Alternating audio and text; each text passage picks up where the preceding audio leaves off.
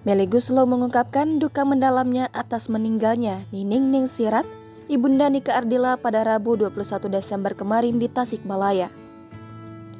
Pasalnya, Melly Goeslaw adalah sahabat almarhumah Nike Ardilla. Mereka menghabiskan masa muda bersama dan istri Anto Hut itu kerap tidur di rumah Nike.